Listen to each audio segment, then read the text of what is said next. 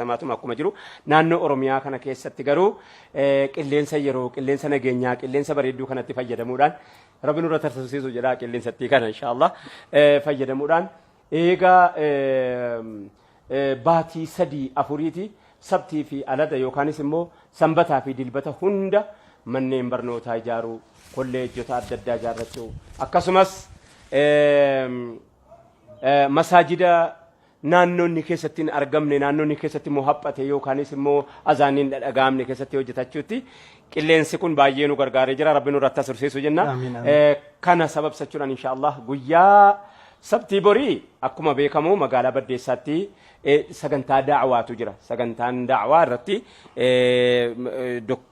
mashaayikhni doktorii namoonni baay'een irratti argamanu guyyaa borii sagantaa mata duree godhannee irratti argamna itti aansinee guyyaa sanbata guddaa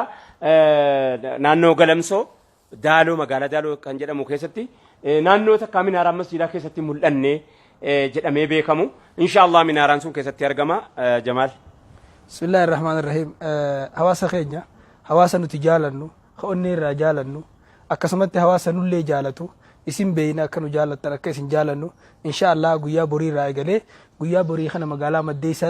Baddeessaatti namoonni nuti qabnu waan nuti qabnuuf yeroo nuti qabnu keessatti waan wali qabamaniif isinin dabrin isinin jenna obboleessa kiyya Raayyaa Abbaa Maccaatii fi namoota hayyoota hedduu dabalatee doktorran keenya warra nuti ni qabna jennu waan nuti ni qabna jennuuf yeroo nuti qabnu kana keessatti faayidaa harraa buufannuu isinin jenna itti aansuudhaan hayyuu tokko waan je islaamni ummanni islaamaa yeroo balloo keessatti laafaadhaa je maaltu isa laaffiseenna ni rafa je yeroo rakkoo of dagata je yeroo rakkoo immoo islaamni jabaadhaa je maaliif jenna inni hojjetaa je irrafu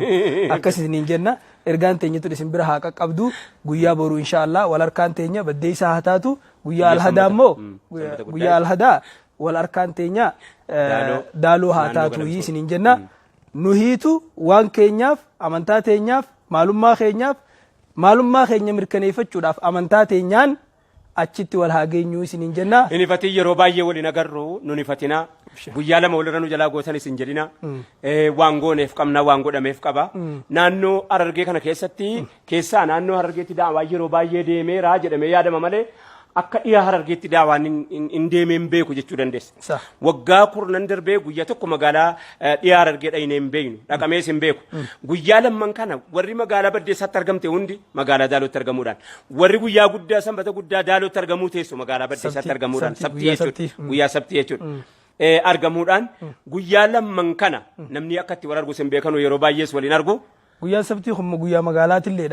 akkuma magaalaan duniyaadhaa guyyaa san jirtutti ta akhiraatis guyyaa kanarratti isinii qabne lachuuni dhaqqabdanii isinin dabrinii isinin jenna hawaasa keenya akkuma ergamaan rabbii alayhi salaatu wassalaam